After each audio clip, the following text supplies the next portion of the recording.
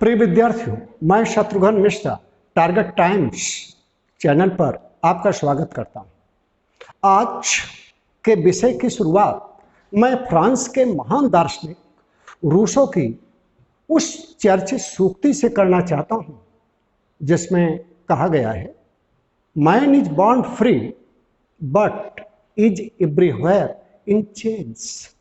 मनुष्य स्वतंत्र पैदा हुआ है किंतु प्रत्येक जगह बंधनों में है। महान दार्शनिक ने व्यक्ति के प्राकृतिक अधिकारों का और राज्य की निरंकुशता पर यहां प्रहार किया है। साफ इशारा है कि व्यक्ति को या नागरिकों को कुछ ऐसे अधिकार राज्य में होना चाहिए जिसका अतिक्रमण कोई न कर सके। लिखित संविधानों में सर्वप्रथम अमेरिका ने मूल अधिकारों को, जिसे बिल ऑफ राइट्स कहा जाता है, को ठोस बनाने का प्रयास किया। लेकिन हमारे संविधान में मूल अधिकारों की जो विस्तृत एवं गुणवत्तापूर्ण अवधारणा मिलती है, वह किसी अन्य संविधानों में नहीं है।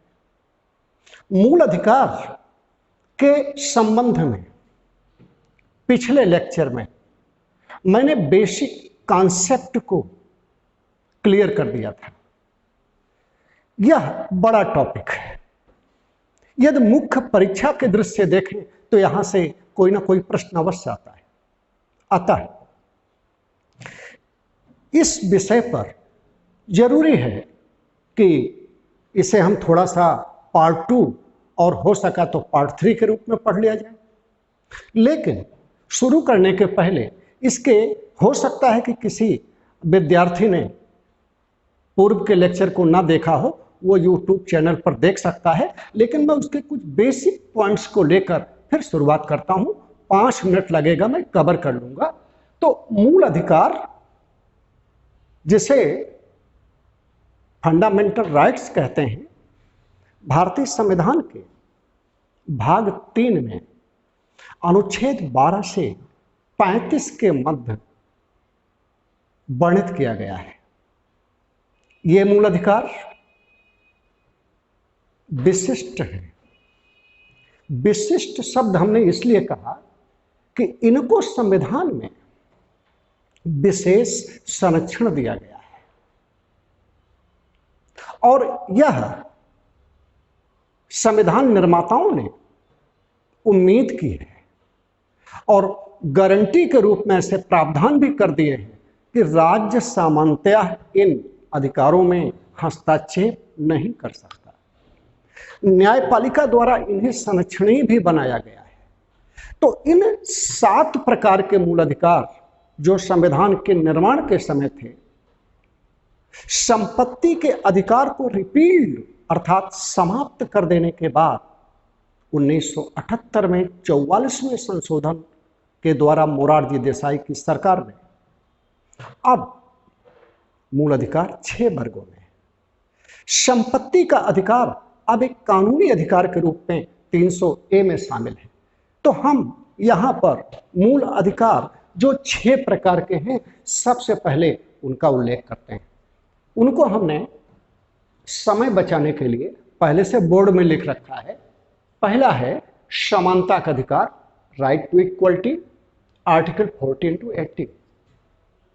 इन 5 अनुच्छेदों में समानता के अधिकार का वर्णन किया गया है। एक बार UPSSC में प्रश्न आया कि PCS में भी आ चुका है कि समानता के अधिकार का उल्लेख कितने अनुच्छेदों में हुआ है। तो विद्यार्थियों 5 अनुच्छेदों में है।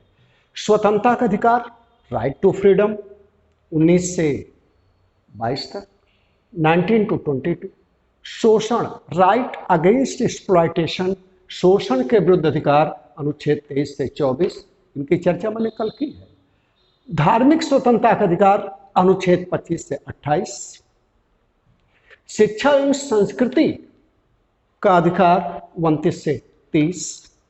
संवैधानिक उपचारों का अधिकार, जिसे डॉक्टर भीमराव अंबेडकर ने heart and soul of the constitution कहा, क्योंकि ये रेमेडियल राइट्स है, and without the remedial rights all the above mentioned fundamental right will be meaningless. तो अनुच्छेद 32 को डॉक्टर अंबेडकर ने सबसे महत्वपूर्ण अनुच्छेद कहा। तो ये 6 वर्गों में मूल अधिकार है। यहां सबसे पहले हम ये ध्यान दिला दें कि भारतीय संविधान में अनुच्छेद 12 और 13 और उधर 32 के बाद 33, 34 और 35, इनमें कुछ अन्य महत्वपूर्ण तथ्य हैं।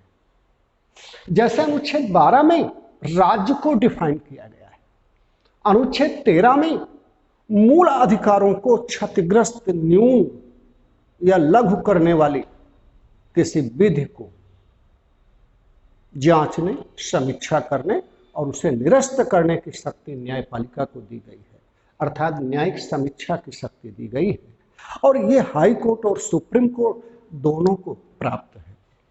32 के बाद 33, 34, 35 इन 3 अनुच्छेदों में उन बातों का उल्लेख किया गया है जो सेना या अर्धसैनिक बल, इनको चूंकि संविधान के अंतर्गत मूल अधिकार नहीं दिए गए, इनके मूल अधिकारों के सस्पेंशन, स्थगन से जुड़ी बातों को उसमें वर्णित किया गया है।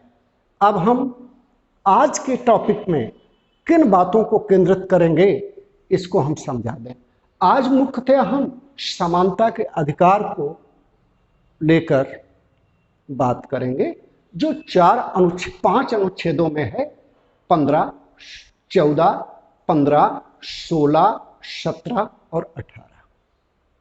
विद्यार्थियों, यह जानना आवश्यक है कि मूल अधिकार भारतीय संविधान में 2 वर्गों में बांटे जा सकते हैं। ऐसे अधिकार जो सभी को प्राप्त है, एवरी पर्सन, इसमें नागरिक और विदेशी दोनों शामिल हैं। ऐसे अधिकार जो केवल नागरिकों को प्राप्त है। तो हमने एक सूची बनाई है। अनुच्छेद 15 जो धर्म, मूलवंश, जाति, लिंग के आधार पर भेद न करने, राज्य द्वारा भेद न करने की बात कहता है। अनुच्छेद 16 जो लोक नियोजन में अवसर की समता की बात करता है। अनुच्छेद 19 स्वतंत्रता का अधिकार। अनुच्छेद 29 और 30 अल्पसंख्यकों को शिक्षा एवं संस्कृति के संरक्षण एवं प्रसार के अधिकार से जुड़ा है। यह मूल अधिकार केवल भारत के नागरिकों को प्राप्त है, अन्य किसी व्यक्ति को प्राप्त नहीं। नागरिकता के चैप्टर में हमने ये बात बताई थी कि हमारे देश में 5 प्रकार के नागरिक वर्ग हैं। यद्यपि उन 5 प्रकार को हम एक नागरिक के रूप में मानते हैं, अधिकार की दृष्टि उन 5 में कोई भेद नहीं किया जाता। तो हम समानता के अधिकार, राइट टू इक्वलिटी पर फोकस करने के पहले मूल अधिकारों के कुछ सामान्य फीचर्स को समझ लें। Let us focus some important peculiarities of fundamental rights. Fundamental rights is treated a very important chapter of the Constitution. Some scholars like to call fundamental right as a soul of the Constitution. Dr. Ambedkar rightly called the Article 32 as a heart and soul of the Constitution. तो हम थोड़ा सा इस पर केंद्रित कर लें। पहली बात, गारंटी और सुरक्षा, गारंटी और सेफ्टी। हम अपने व्यवहारिक जीवन में भी यह ढूंढने का प्रयास करते हैं कि ऐसी कौन सी चीज़ है, वस्तु है, या हम कोई कार्य करने चल रहे हैं तो उसकी गारंटी क्या होगी, अर्थात उसकी जीवन, उसकी गुणवत्ता और सुरक्षा को लेकर के हम सचेत रहते हैं। इस प्रकार आज़ादी के बाद जब संविधान सभा में इन मूल अधिकारों पर एक विस्तृत चर्चा शुरू हुई, सरदार वल्लभ भाई पटेल के नेतृत्व में जो मूल अधिकार समिति थी, जिसमें 54 सदस्य थे, संविधान सभा की सबसे बड़ी समिति थी, और डॉक्टर भीमराव अंबेडकर ने भी ये माना कि यह भारतीय संविधान का सर्वाधिक आलोचित भाग था। अर्थात 38 दिन संविधान सभा में इस विषय पर बहस हुई थी, और हम एक ऐसे मूल अधिकार के भाग को बनाना चाहते थे, के विषय को शामिल करना चाहते थे, जो भारतीय नागरिकों को उन समस्त अधिकारों और आदर्शों को दिला सके जो ऐतिहासिक काल से, अर्थात ज्ञात इतिहास वैदिक काल से हमारे लोग और राष्ट्रीय आंदोलन के दिनों तक उपभोग करते रहे। निश्चित रूप से यह मूल अधिकार, प्राकृतिक अधिकार, मानवाधिकार तथा राज्य, हमारे ये मूल अधिकार जो हमारे संविधान में शामिल किए गए, यह एक सभ्य राष्ट्र द्वारा नागरिकों के साथ किया गया एक कमिटमेंट है, एक वादा है। राज्य अपनी मर्यादा में रहे, राज्य की निरंकुशता पर अंकुश लगे और नागरिकों को देश में रहकर या व्यक्तियों को भी देश में रहकर वह समस्त अधिकारों को उपभोग करने की पूरी छूट मिले। तो इस दृष्टिकोण से बड़ा महत्व है मूल अधिकारों का, क्योंकि भारतीय संविधान में मूल अधिकार गारंटी एवं सुरक्षा के रूप में प्राप्त है। इनको संविधान निर्माताओं ने गारंटी एवं सुरक्षा का अर्थ क्या है? यदि इन मूल अधिकारों, पहली बात तो संविधान स्वयं, ये मूल अधिकार संविधान द्वारा प्रदत्त हैं, राज्य द्वारा नहीं, राज्य के किसी अंग द्वारा नहीं, ब्रिटेन की तरह संसद की कृपा पर नहीं। कहने का तात्पर्य यह संविधान निर्माताओं द्वारा शामिल किया गया एक गारंटी पूर्ण अधिकार है, और ये अधिकार हमें राष्ट्रीय आंदोलन की हमारी आकांक्षाओं को पूरा करते हैं। तो सुरक्षा कौन करेगा?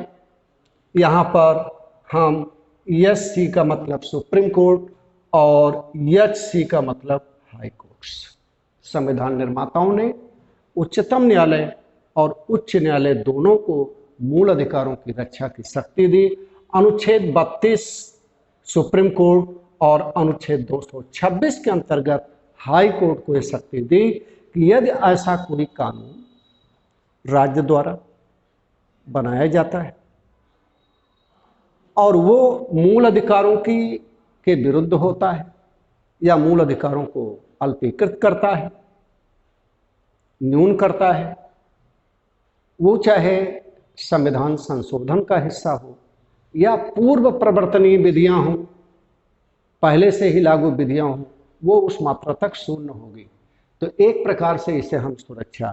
अगली बात करें कि ये अधिकार नागरिक एवं व्यक्ति के रूप में, जैसा कि अभी हमने पहले बताया, जैसा कि संविधान के प्रत्येक अनुच्छेद के शब्दावली को ध्यान से देखें, जब ये शब्द आए कि एवरी पर्सन, तो प्रत्येक व्यक्ति का मतलब हो गया, इसमें नागरिक भी शामिल हैं और गैर नागरिक भी शामिल हैं, इसमें वैधानिक व्यक्ति भी शामिल हैं और प्राकृतिक व्यक्ति भी शामिल हैं। और जब नागरिक की बात आए, जैसा कि अनुच्छेद 19 में है कि प्रत्येक नागरिकों को स्वतंत्रता का अधिकार, तब इसमें विदेशी शामिल नहीं हैं, इसमें भारत के नागरिक शामिल हैं। ये बात अलग है कि नागरिक में भी हम लीगल सिटीजन और नेचुरल सिटीजन दोनों शब्दों का प्रयोग कर सकते हैं। भारतीय मूल अधिकार पर मानवाधिकार की स्पष्ट छाप है, जैसा कि हम अनुच्छेद 14 में, अनुच्छेद 17 में, 23 में, अनुच्छेद 21 में इनको हम देख सकते हैं। मानवाधिकार एक वैश्विक अवधारणा है।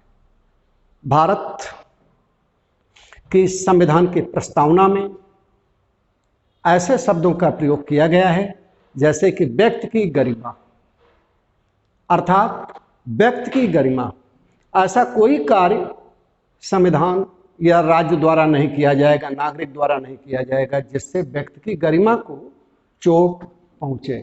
न्यायोचित का मतलब है इन्फोर्सेबल, अर्थात मूल अधिकारों की रक्षा के लिए कोई व्यक्ति सुप्रीम कोर्ट और हाई कोर्ट जा सकता है और 5 टाइप ऑफ रिट पिटिशन, 5 प्रकार की याचिका के माध्यम से इनका संरक्षण किया जा सकता है। कल हमने बताया है हाइबियस कार्पस, मैंडमस, प्रोहिबिशन, सर्ट्योरेरी, कोवारंटो, ये 5 प्रकार की याचिका के बारे में हम पूर्व के वीडियो लेक्चर में बात कर चुके हैं और इसे आप टारगेट टाइम्स के पेपर से भी पढ़ सकते हैं और मैं क्वेश्चन आंसर कराने में भी इसको शामिल कर दूंगा। और इस प्रकार ये असीमित नहीं है। असीमित का मतलब है कि जैसे हमने कहा कि समानता का अधिकार तो या स्वतंत्रता का अधिकार, तो इन अधिकारों को आप एक युक्त संगत रीजनेबल तरीके से ही उपयोग कर सकते हैं। इसका अर्थ ये नहीं कि आप समानता और स्वतंत्रता के नाम पर ऐसी कोई गतिविधि, कृत्य या व्यवहार करें जिससे देश की एकता और अखंडता खतरे में पड़ जाए। भारतीय संविधान की यह एक अनूठी विशेषता है कि स्वयं संविधान निर्माताओं ने उन ग्राउंड्स को, उन आधारों को संविधान में ही वर्णित कर दिया है जिनके आधार पर राज्य प्रतिबंध लगा सके और आपके अव्यवहारिक कदम को रोका जा सके जो राष्ट्र को क्षति पहुंचाए। भारतीय संविधान निर्माताओं ने यह सोचा कि यदि हम राज्य के विवेक पर छोड़ देंगे तब इसका दुरुपयोग हो सकता है, अतः उन आधारों को संविधान में लिख भी दिया गया है और वे आधार हैं जैसे देश की एकता, अखंडता, सुरक्षा और शांति, सद्भाव। इन आधारों पर हम युक्त संगत प्रतिबंध लगा सकते हैं और भारतीय संविधान के कुछ के अनुसार कुछ परिस्थितियों में जैसे आपातकाल, नेशनल इमरजेंसी जैसी परिस्थितियों में हम मूल अधिकारों को कर्टेल कर सकते हैं, सस्पेंड कर सकते हैं। यहाँ ये हम बता दें कि अनुच्छेद 20 और 21 को छोड़कर वर्तमान स्थिति है समस्त मूल अधिकार आपातकालीन परिस्थितियों में सस्पेंड हो जाते हैं। यह मूल अधिकार का एक विशेष मेरिट भी है। इसे डिमेरिट के रूप में नहीं, इसे हम सुरक्षा और नागरिकों के हित के रूप में ले सकते हैं। ये स्थायी इसलिए नहीं है, इनमें संशोधन हो सकता है और आवश्यकता अनुसार कुछ मूल अधिकारों को हम अपनी सूची से हटा सकते हैं। ये बताते चलें कि वर्तमान में कुछ मूल अधिकारों को लेकर विवाद उठ रहे हैं, जैसे अनुच्छेद 30 को लेकर विवाद इधर अखबारों में रहा है। अब प्रश्न है कि ये अनुच्छेद 30 क्या है? 30 क्या है? शिक्षा संस्थाओं की स्थापना और प्रशासन करने का अल्पसंख्यकों का अधिकार अनुच्छेद 30 है।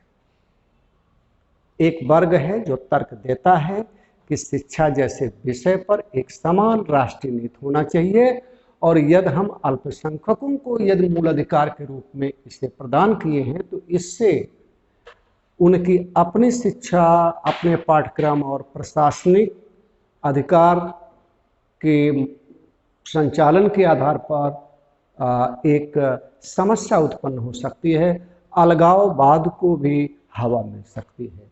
लेकिन अभी ये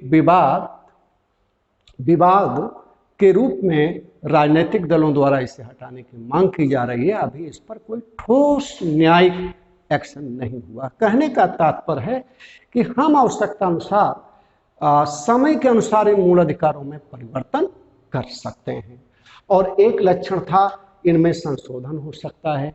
अब तो जैसा कि कल की क्लास में हमने बताया था कि केशवानंद भारती वर्सेस केरल राज्य, केरल के एक संत थे केशवानंद भारती, इन्होंने मूल अधिकारों के मामले में संसद के संशोधन की शक्ति पर एक केस किया सुप्रीम कोर्ट ने और सुप्रीम कोर्ट की 13 जजों की एक ऐतिहासिक पीठ बैठी जिसमें 7:6 से निर्णय 24 अप्रैल 1973 को आया, जो एक लैंडमार्क हो गया कि संसद मूल अधिकारों में भी संशोधन कर सकती है, केवल आधारभूत ढांचा बेसिक स्ट्रक्चर का संशोधन नहीं कर सकती। तो इस प्रकार ये सब कुछ मूल अधिकारों के संबंध में पॉइंट्स हैं। एक प्रश्न उठता है कि इनकी प्रकृति क्या है, इनकी प्रकृति नेगेटिव है। यस। क्या इनकी प्रकृति पूर्णतया नेगेटिव है? नो। मूल अधिकारों में नेगेटिव का मतलब है कि राज्य हस्तक्षेप न करे। पहली बात समझ लें कि मूल अधिकार राज्य की निरंकुशता पर अंकुश लगाते हैं। मूल अधिकार व्यक्ति के विरुद्ध नहीं, अर्थात राज्य के विरुद्ध, अर्थात इन्हें किसी व्यक्ति या प्राइवेट पर्सन से आप प्राप्त करने का दावा नहीं कर सकते। ये उपलब्ध है, इन्हें किसी चीज से बचाना है ताकि मूल अधिकार के सही उपयोग से व्यक्ति का सर्वांगीण विकास हो सके और व्यक्ति के सर्वांगीण विकास से लोकतंत्र मजबूत हो सके। तो इन सब मूलभूत बातों के बाद अब आज का जो मूल फोकस पॉइंट था, जैसे 6 वर्गों में मूल अधिकार हैं, तो उसमें एक वर्ग हमारा है समानता का अधिकार, उसे हम 14 से 18 के बीच रखते हैं। इसके पहले 12, 13 की चर्चा कर ले। अनुच्छेद 12 में राज्य की परिभाषा दी गई है। Definition of state is mentioned in article 12। भारतीय संविधान में स्टेट शब्द का प्रयोग किया गया है। नीति निर्देशक तत्व जो भाग 4 में है, उसके अनुच्छेद 36 में के हस्तक्षेप से रहित एक ऐसी संकल्पना को हम चुन रहे थे, जैसा कि डॉक्टर राधाकृष्णन ने कहा था कि यह राज्य शब्द को परिभाषित किया गया है, और भाग 3 में राज्य को परिभाषित किया गया है। राज्य का आशय यहाँ पर किससे है? क्या इसे हम कंट्री माने, नेशन माने, देश माने? संवैधानिक शब्दावली में राज्य की डेफिनेशन से जुड़ी कुछ बातों को यहां हम रखते हैं, जिससे कॉन्सेप्ट क्लियर हो जाएगा। राज्य की परिभाषा में, जैसा कि सुप्रीम कोर्ट ने अपने कई निर्णयों में बताया, इस विषय को क्लियर किया कि इसमें सरकार के सभी अंग, अर्थात कार्यपालिका, विधायिका, न्यायपालिका, केंद्र स्तर पर कार्यपालिका, विधायिका अर्थात संसद, न्यायपालिका, राज्य स्तर पर कार्यपालिका अर्थात मुख्यमंत्री, गवर्नर, विधानमंडल आदि, अन्य ऐसी प्राधिकारी संस्थाएं जो कानून बनाने, प्रशासन करने, टैक्स लेने, दंड देने में संप्रभु हो, उनको शक्ति दी गई हो, उन सबको हम राज्य की परव्यू में रखते हैं। एक सवाल उठता है कि क्या किसी प्राइवेट संस्था को भी हम राज्य की परव्यू में रख सकते हैं, जुरिस्डिक्शन में रख सकते हैं? इस संबंध में अलग अलग मत हैं। एक बार सुप्रीम कोर्ट ने यह कहा, यदि ऐसा कोई निजी संस्थान जिसको राज्य द्वारा यह शक्ति दी गई है कि वह विभिन्न प्रकार के शासकीय कृत्य कर सकता है, ऐसा कृत्य कर सकता है जिससे जनहित प्रभावित हो, तो उसे हम राज्य की परिधि में रख सकते हैं। पंचायत राज्य की परिधि में आएंगी। किसी राज्य का विश्वविद्यालय भी राज्य की परिधि का हिस्सा होगा। LIC, ONGC, NTPC जैसे इन आयोग और संस्थाओं को भी हम राज्य के रूप में रख सकते हैं। ऐसा क्यों है कि हम सबसे पहले राज्य को परिभाषित कर रहे हैं? इसलिए ताकि किसी मूल अधिकार पर जब हम आगे बढ़ेंगे और व्यक्ति या नागरिक वर्सेस राज्य या यूनियन ऑफ इंडिया या कोई स्टेट के विरुद्ध कोई लिटिगेशन होता है, कोई केस होता है, तो ऐसी स्थिति में हम विकरियस लायबिलिटी अर्थात उसके उत्तरदायित्वपूर्ण जो व्यवहार है उनको हम शामिल कर लें। राज्य अमर होता है, व्यक्ति मरणशील है। मान लीजिए, एक उदाहरण से इसे समझ सकते हैं। आपने जीवन बीमा कराया, ठीक है, अब वो ना हम मैनेजर रहा, ब्रांच ऑफिस भी ट्रांसफर हो गई, एजेंट भी नहीं रहा, आपका कोई क्लेम है तो किससे लेंगे?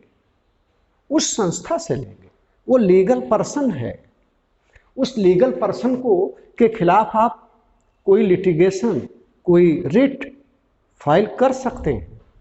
इसी प्रकार भारत सरकार या भारत सरकार के किसी अंग, संगठन, संस्था के विरुद्ध या वो आप पर केस करता है, तो ऐसी स्थिति में आपकी लायबिलिटी आप उस पर करते हैं तो उसको हम लायबल बना सकते हैं। इसलिए राज्य की एक डिफिनेशन आवश्यक हो जाती है। जब हम संबोधित करते हैं कि राज्य हस्तक्षेप नहीं करेगा, तो इसका मतलब है कि ये जुड़ी हुई समस्त संस्थाएं हस्तक्षेप नहीं करेंगी। अनुच्छेद 13 इतना महत्वपूर्ण है कि यदि यह अनुच्छेद ना होता तो समस्त अनुच्छेदों के ऑपरेशनल रेमेडी में, अर्थात न्यायपालिका द्वारा उसकी सुनवाई और क्रियान्वयन में समस्या आती है। अनुच्छेद 13, जिसको हम सामान्य रूप से न्यायिक समीक्षा शब्द लिख दिए हैं बोर्ड पर, यह कहता है कि मूल अधिकारों से असंगत या उनका अल्पीकरण करने वाली कोई विधि न्यायालय द्वारा शून्य घोषित किया जाएगा, नल एंड वाइड घोषित किया जाएगा। इसी अनुच्छेद के माध्यम से ये जो हाई कोर्ट और सुप्रीम कोर्ट हैं, मूल अधिकारों पर सुनवाई करते हैं और ये देखते हैं कि कोई कानून ऐसा तो नहीं पारित हुआ जो मूल अधिकारों का हनन कर रहा है, और अगर हनन कर रहा है तो एक प्रकार से ये न्यायिक समीक्षा की कैंची के द्वारा न्यायपालिका, हाई कोर्ट और सुप्रीम कोर्ट हमारे इन अधिकारों की रक्षा करते हैं। अब हम जब आते हैं समानता का अधिकार।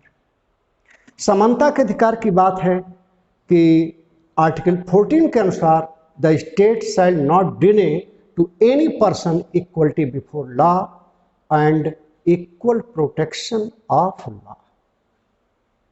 राज्य किसी व्यक्ति को समान कानून और समान विधिक संरक्षण से वंचित नहीं करेगा। ध्यान दीजिएगा कि समानता के अधिकार के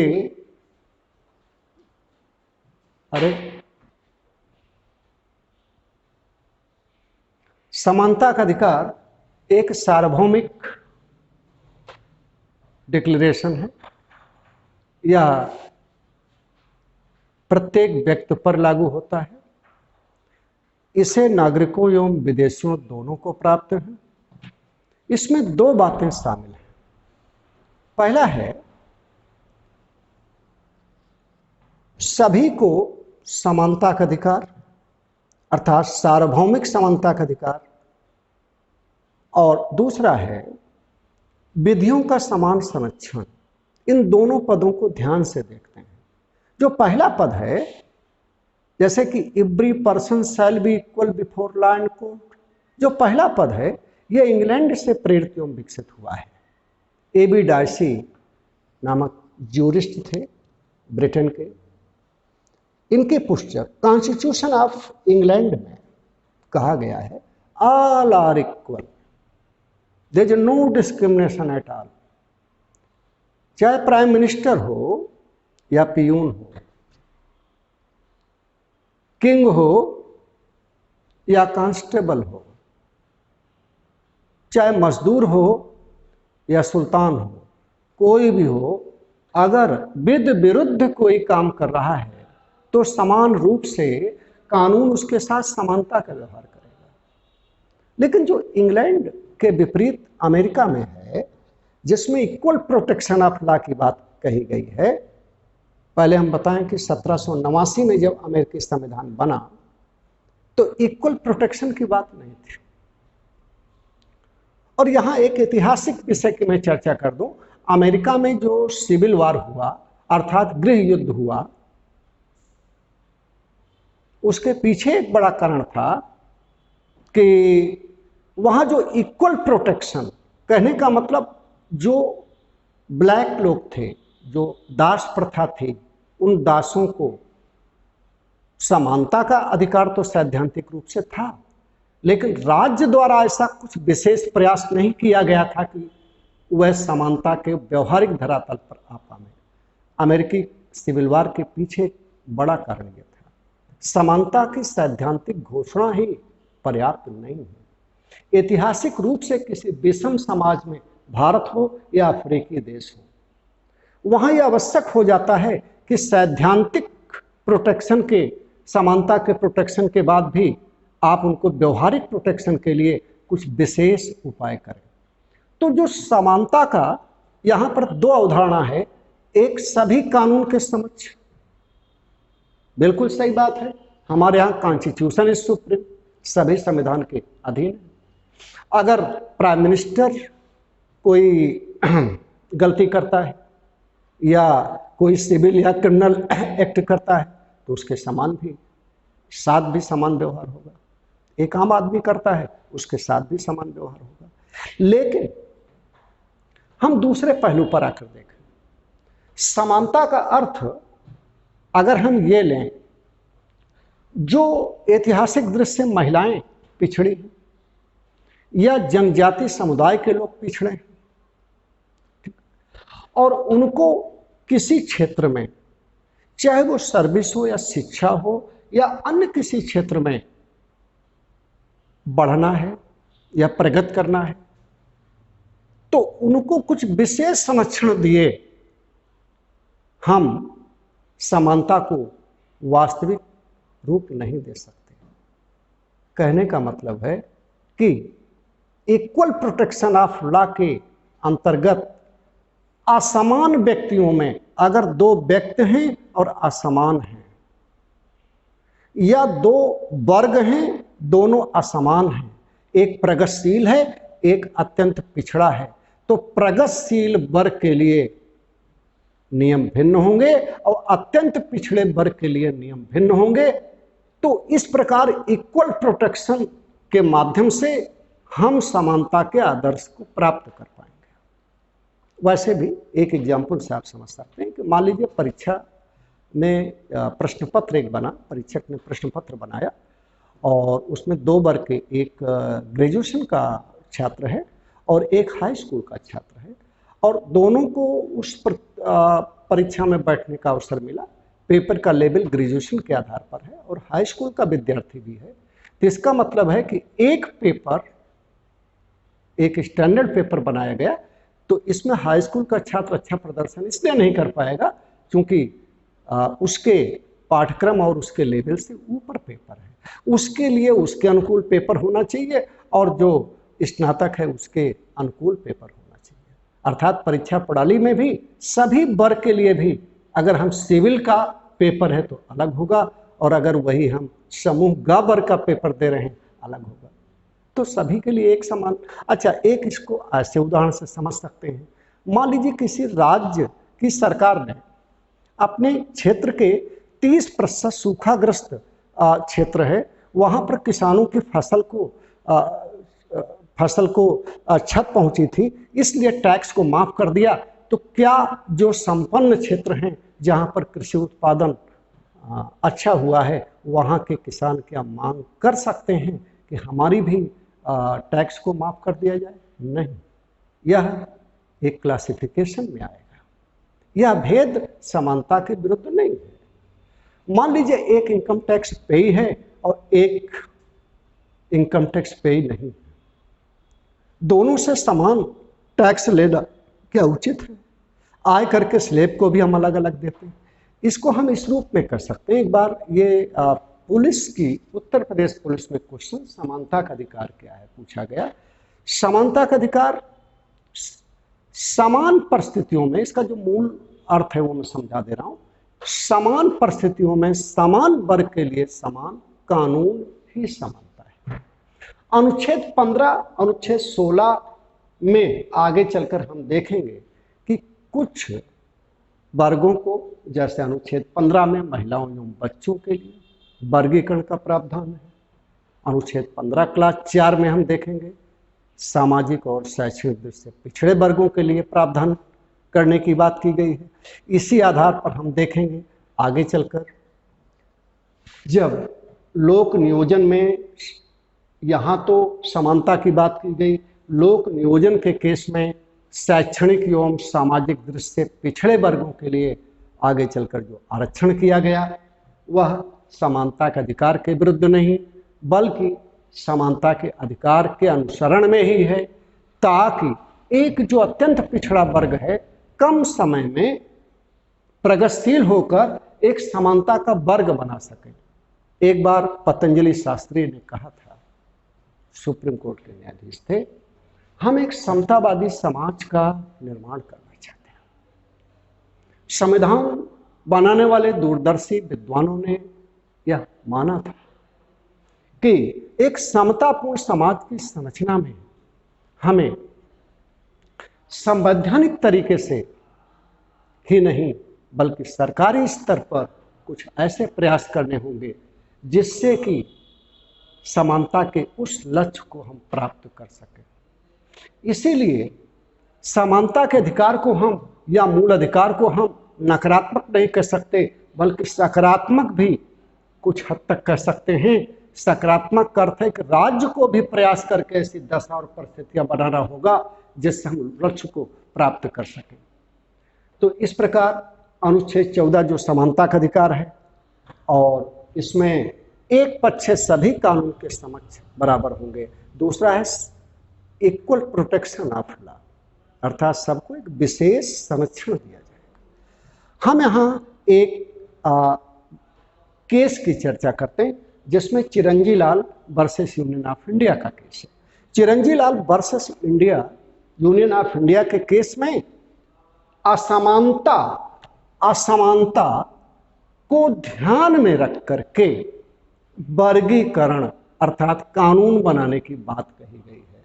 अर्थात राज्य कानून बनाते समय ये देखें कि दो वर्ग हैं तो दोनों वर्ग में अगर समानता है तो भेद नहीं किया जा सकता, लेकिन अगर दो वर्ग हैं, एक असमान है और एक समान है, तो कुछ डिस्क्रिमिनेशन कर सकते हैं किसके पक्ष में, जो बहुत पिछड़ा है। यह लोक कल्याणकारी राज्य के निर्माण में सहायक होगा। आर के गर्ग ने कहा कि जो डिस्क्रिमिनेशन होना चाहिए, जो भेद होना चाहिए, जो वर्गीकरण होना चाहिए, वह रीजनेबल होना चाहिए, तर्क संगत होना चाहिए। एक बार न्यायमूर्ति जीएस वर्मा ने भी सुप्रीम कोर्ट के जज थे और इन्होंने एक युक्त संगत रीजनेबल ग्राउंड क्या है इस विषय पर कहा गया था।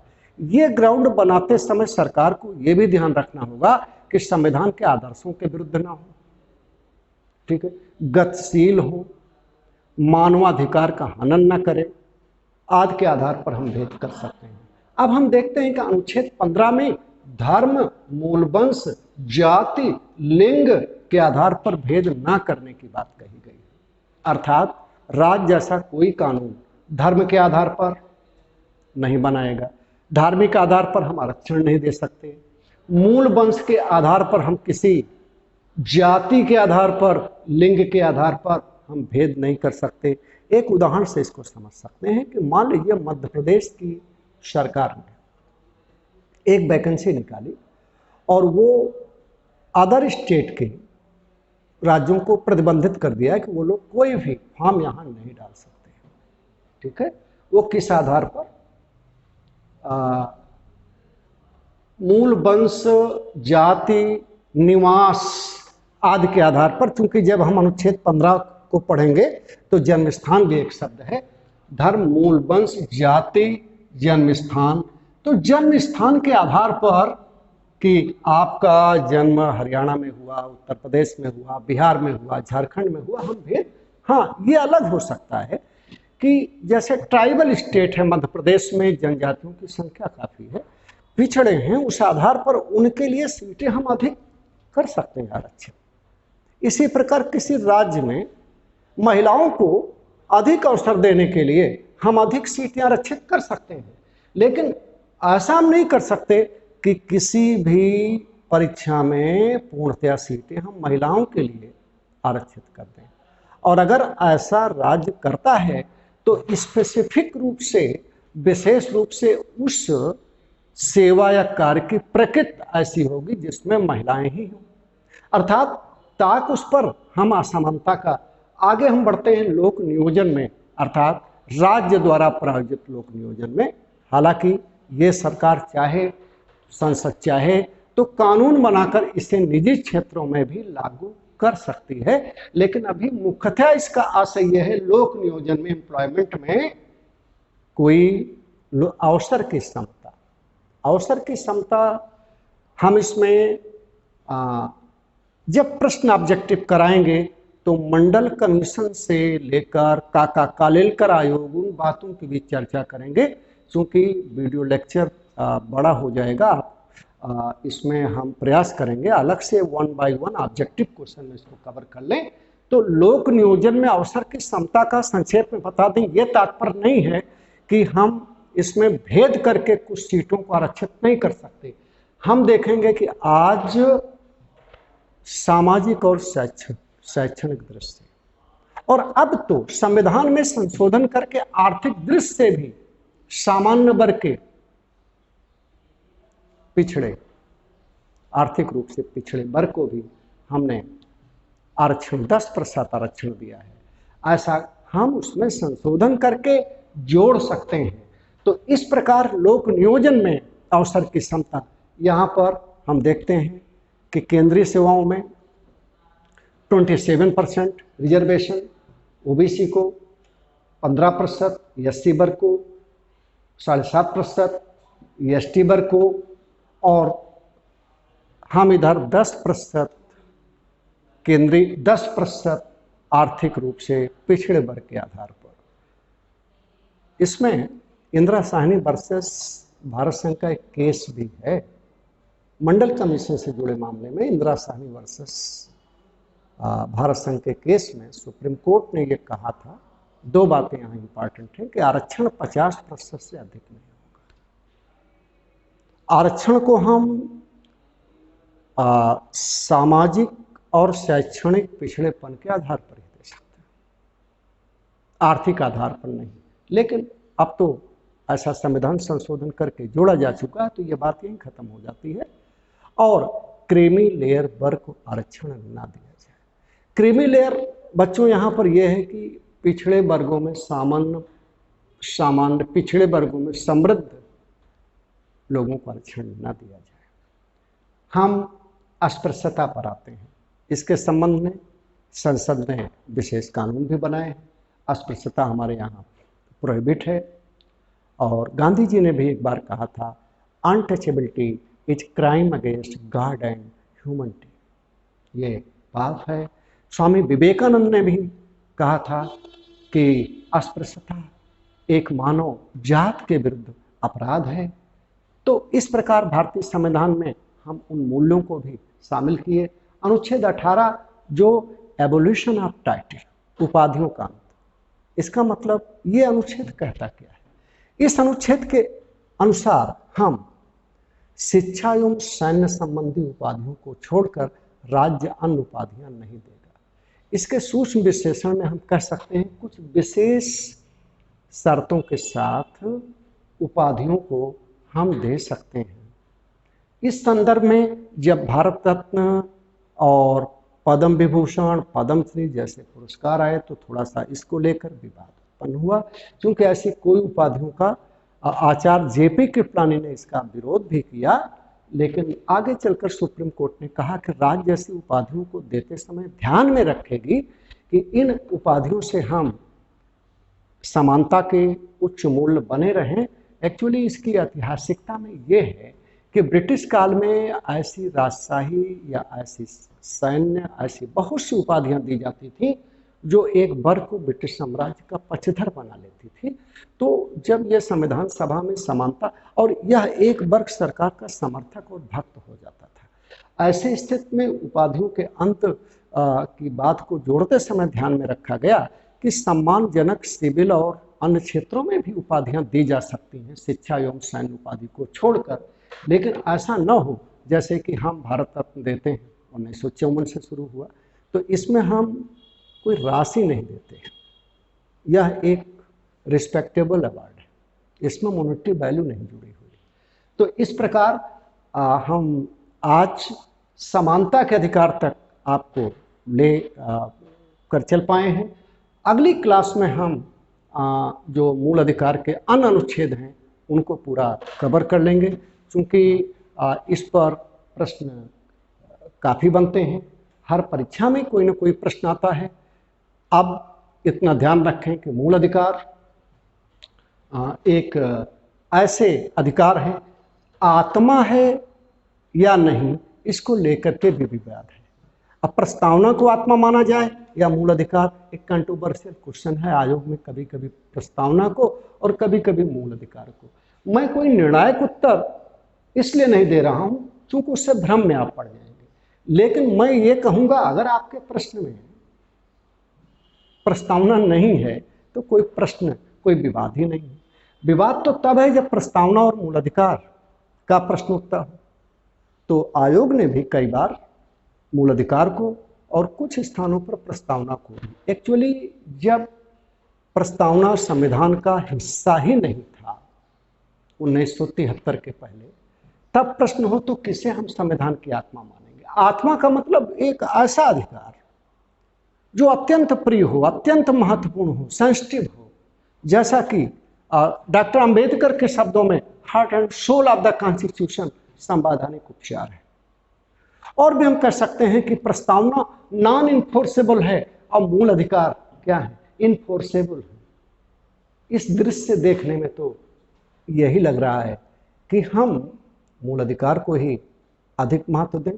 लेकिन ध्यान रखें बच्चों, संविधान निर्माताओं का उद्देश्य न मूल अधिकार को विशिष्ट बनाना था, न प्रस्तावना को, न ही directive principle of state policy को।